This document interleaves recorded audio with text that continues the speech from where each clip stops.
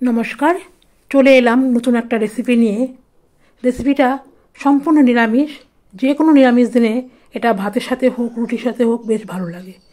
চলো নিরামিষ রেসিপিটা কীভাবে করছি তার আগে মশলাটা বানিয়ে নিই।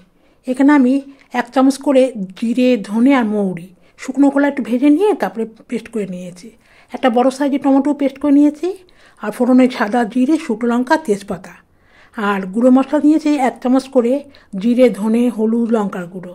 সমস্ত মশলা গুছিয়ে নিয়েছি। এবার এখানে আমি কলাটাকে কেটে নেব। আজকে রান্না করতে চলেছি কাঁচকলার কোপ্তা। এখানে আমি আমার পরিমাণ বা আমার পরিবারের পরিমাণ অনুযায়ী 3টে কলা নিয়েছি। তারপরে বাটির মধ্যে একটু হলুদ দিয়ে কাঁচকলাগুলোকে ভিজিয়ে রাখলাম। আর দেখো কত বড় একটা আলু নষ্ট হয়ে গেছে। এবার আলু সমেত কাঁচকলাটাকে প্রেসারে সিটি দিয়ে নেব। 2 কি 3টে সিটি দেওয়ার পরে প্রেসার কুকার থেকে নামিয়ে ঠান্ডা করে নিয়েছি।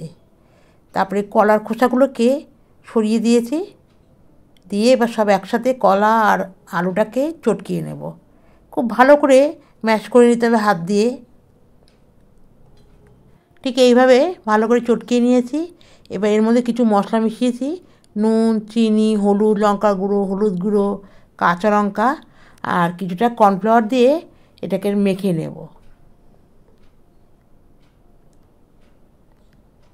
বেশ সুন্দর করে মাখিয়ে নিয়ে ওপর থেকে একটু তেল দিয়ে নিলাম। এবার ঠিক যেভাবে বড়া করে, তোমরা চাইলে শেপ করে নিতে পারো, আমি ঠিক এরকম বড়ার মতন করে করেছি। তেলটাকে বেশ ভালো করে গরম করে নিয়েছি। তারপরে বাড়িয়ে দিয়েছি। প্রথমে 3-4টে দেব।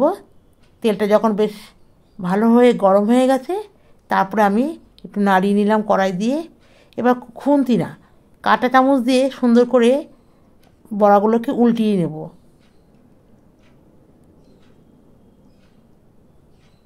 কাঁটা চামচ দিয়ে নাড়ালে বড়াটা ভাঙবে না আর বেশ সুন্দর মতন নাড়ানো যাবে। বেশ লাল লাল করে ভেজে তুলে নিচ্ছি। প্রথম ধাপে 5টা দিয়েছি, এরপরে দ্বিতীয় ধাপে বাকিগুলো ভেজে নিচ্ছি।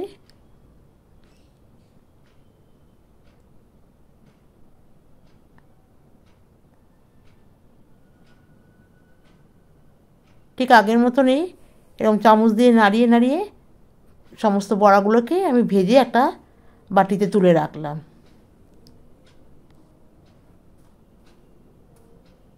তোমরা চাইলে এগুলোকে কোপ্তার আকার করেও নিতে পারো, তবে আমার কাছে টাইম ছিল না, আমি এরকম বড়ার মতন করে করে নিয়েছি। কড়ার মধ্যে যতটুকু তেল ছিল সেই তেলের মধ্যে সাদা জিরে, শুকনো লঙ্কা আর 2টো তেজপাতা ফোড়ন দিয়ে দিলাম। আর সামান্য একটু জল দিয়ে গুঁড়ো মশলাগুলোকে দিয়ে দিলাম। বাটি ধোয়া জলটাও দিয়ে বেশ ভালো করে কষাতে হবে। একটু কষে এসেছে, এবার একটা টমেটো বাটা দিয়ে দিলাম আর স্বাদ অনুযায়ী নুনটাও দিয়ে দিলাম। তার সাথে চিনিটাও দিয়ে দিলাম, যেহেতু নিরামিষ তরকারি। এবার গরম মশলাটাও দিয়ে দিলাম। এবার ভালো করে সব একসাথে কষিয়ে নিতে হবে। বেশ সুন্দর যখন কষিয়ে এসেছে, তেলটাও ছেড়ে এসেছে, এবার ওর মধ্যে কিছু কাজু বাদাম ছিল, তোমরা চাইলে কিশমিশও দিতে পারো। তো কিশমিশ আমি দিইনি, কাজু বাদাম দিয়েছি। আর দেখো কত সুন্দর কালারটা এসছে। এবার আমি আগে থেকে একটা বাটিতে গরম জল করে রেখেছিলাম। ঝোলটা কিন্তু বুঝে দিতে হবে, কারণ এই বড়াগুলো ঝোল অনেকটাই টেনে নেবে। নামাবার আগে আমি ঘি, গরম মশলা দিয়ে তারপরে কিন্তু আমি বড়াগুলো দিলাম, কারণ আগে দিলে বড়াগুলো যদি আমি আগে দিই ভেঙে যেতে পারে। তাই সমস্ত কিছু দিয়ে নিয়ে এবার বড়াগুলোকে দিয়ে একটু ভিজিয়ে নিয়েছি। নামাবার আগে একটু ধনেপাতা ছড়িয়ে দিলাম, তাতে করে স্বাদটা একটু ভালো হবে। এবার গ্যাস বন্ধ করে ঢেকে রেখেছিলাম। তৈরি হয়ে গেছে কাঁচাকলার কোপ্তা কারি। রেসিপিটা তোমাদের কেমন লাগলো অবশ্যই লাইক কমেন্টস করে জানিও। ভালো লাগলে শেয়ার করো। ধন্যবাদ সকল।